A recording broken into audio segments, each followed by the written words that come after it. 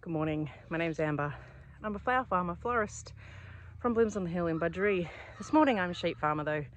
We're getting sheep in, we're getting some lambs in actually, to send them to market, or some. Such a debacle. Anyway, I'm blocking gaps, standing in the paddock. My husband's chasing them around.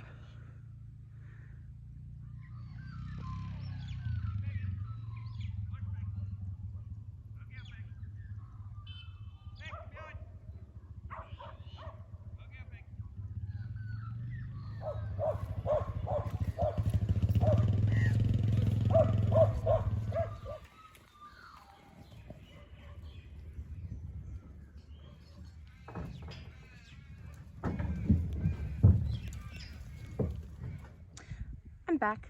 It's the next day. We sent lambs yesterday. Not many. It's good to get some gone because we've still got lots of lambs to sell, and then next year's lambs they're going to start being born this month. So really want the other ones gone. Anyway, I thought I'd do a quick follow-up of the video I did the other day on flower farming and self-care.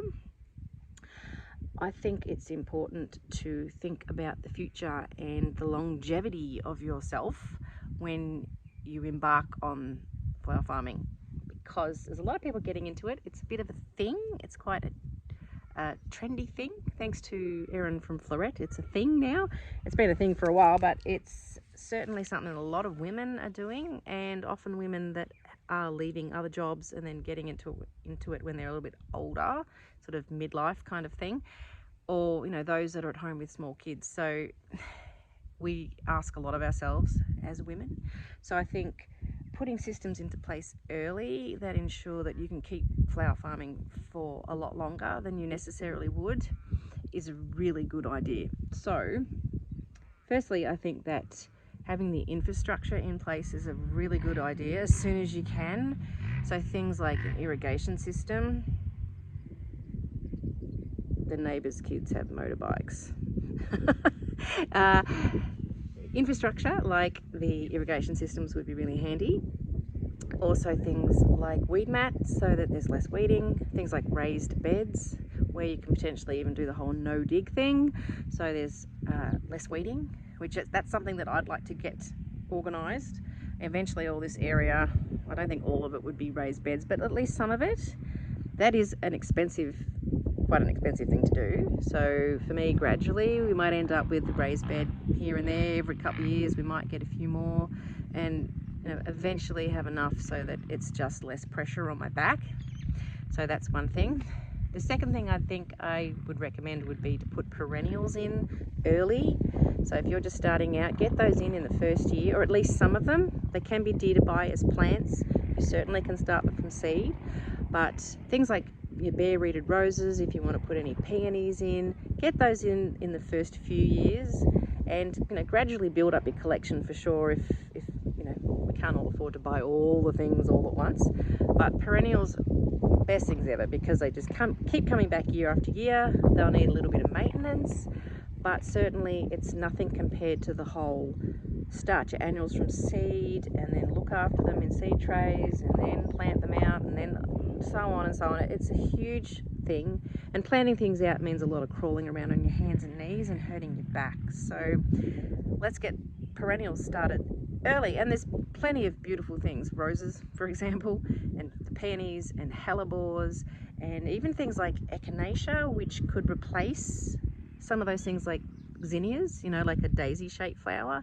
So have a look and research what kind of perennials there are that you could get in that can mean that you just have less of those annuals. You are of course going to want to have annuals. Who doesn't? Things like cosmos and sweet peas and even zinnias, which I have a bit of a love-hate relationship with. Yeah, we're still going to have some of those, but you won't need to plant as much. Okay. The other thing I'd say is where you can leave things in, like daffodils.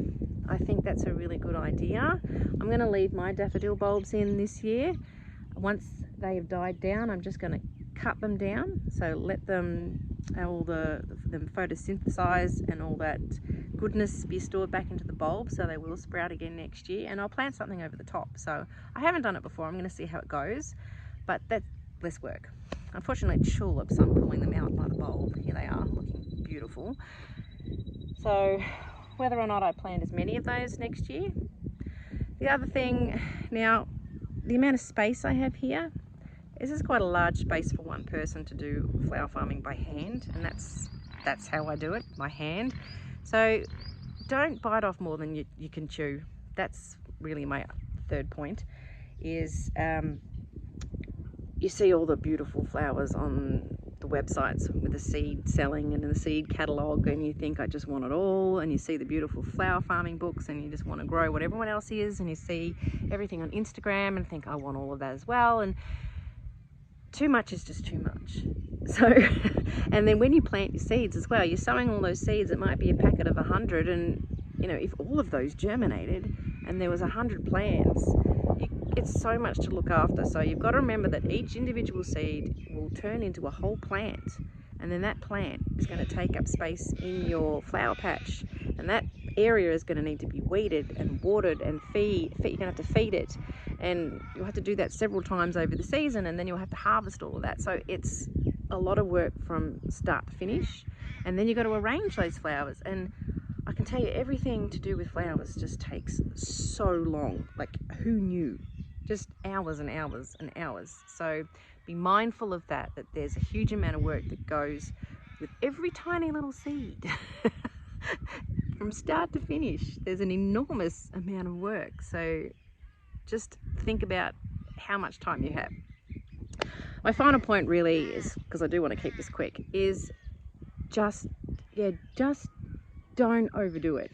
That would be the big thing. And I think it's, you know, I was really dreading coming into this season because I was tired coming off last season, really tired. I just had too much going on with it. So the last couple of days, I've just decided, you know what, I'm just going to be really laid back with it this time. And you know, if there's weeds and they're not smothering the plant, then let's not worry about it, and let's not grow all the things. I'm not growing anywhere near as many dahlias this year. I had 1,800 plus last season. I'm not going to plant all of the tubers I have remaining after my tuber sale. I'm going to give some away, or even just get rid of them.